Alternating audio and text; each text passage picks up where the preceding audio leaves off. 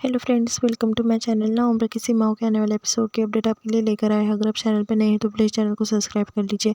जो देव की माँ होती है वो साफ मना कर देती है देव को शादी करने से। तभी वो कहता है कि मैं फ़ैसला कर चुका हूँ और मैं फ़ैसला नहीं बदलने वाला।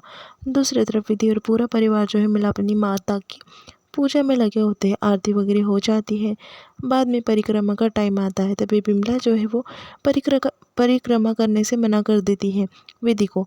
फिर बाद में जो हरिप्रसाद होता है एक ही मांगता है कि मेरे बच्चे को ठीक कर दो, और सभी यही मांगते हैं विधि के लिए ही मिला अपनी माता से। सब जो है परिक्रमा करते हैं। तभी विधि को अच्छा नहीं लगता है कि वो अकेली बैठी है और सब परिक्रमा कर रहे हैं।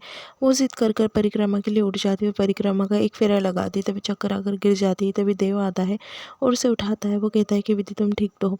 देव को देखकर विधि एकदम परेशान हो जाती है। उसे लगता है कि वापस उसकी बेइज्जती होंगी।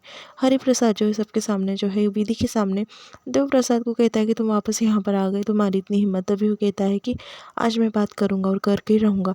ऐसा कहता है और नीचे हाथ जोड़कर बैठ जाता है और वो कहता है कि मैं विधि से शादी करना चाहता हूँ, मुझे इजाज़त दो, आज अभी इसी वक्त करना चाहता हूँ। वहाँ पर देव की माँ आती है और देव से बात करने की कोशिश करती है, पर वो कहता है कि माँ मैं फ़ैसला कर चुका हूँ, और बात नहीं सुनता। विधि को कहता है कि विधि तुम मानोगी ना मेरे से शादी के लिए। तभी वहाँ पर जो है हरिप्रसाद आता है और हरिप्रसाद जो है देव का हाथ खींचकर जो है उसे कमरे में लेकर जाता है। विधि काफ़ी परेशान हो रही होती है, पर बिमला उसे चुप बिठाती है। वो कहती है कि विधि बेटा तू शांत हो जा, तेरी तबीयत ठीक नहीं है। फिर बाद में कमरे में जाकर हरिप्रसाद के सामने जो है वो हाथ जोड़ देता है देव और कहने लगता है कि मुझे शादी करने दीजिए प्लीज़। मुझे पता है विधि की बीमारी के बारे में, मैं पूरी ताकत लगा दूंगा, मैं कुछ भी कर कर विधि की जान बचाऊंगा, बड़े से बड़े डॉक्टर से ट्रीटमेंट करवाऊंगा। दूसरी तरफ विधि परेशान हो रही होती कि अंदर क्या बातें हो रही होंगी। हरिप्रसाद देव से माफ़ी मांगता है और कहता है कि मैंने इतना कठोर सुलूक किया आपके साथ में और आगे भी ऐसा ही करना पड़ेगा, क्योंकि विधि को नहीं पता चलना चाहिए उसकी बीमारी के बारे में। फिर जो देव होता है वो कहता है कि अब जल्द से जल्द विधि का कन्यादान कर दीजिए, मैं विधि का इलाज करूँगा, जितने दिन है उसके मैं चाहता हूँ कि वो रायचरण बनकर जिए। फिर जो हरिप्रसाद होता है उसे 24 घंटे का मोहलत मांगता है। दूसरी तरफ जो सब परेशान होते हैं और सोचते हैं कि देव के रिश्ते के लिए मानेगा, कि देव और विधि के लिए रिश्ते के लिए मानेगा, कि हरिप्रसाद बाहर आ जाता है और कहता है कि देव कहता है कि 24 घंटे का टाइम दिया है इन्होंने मुझे, हाँ या ना में जवाब देंगे ये। फिर वो कहते हैं कि ठीक तुम जाओ अभी।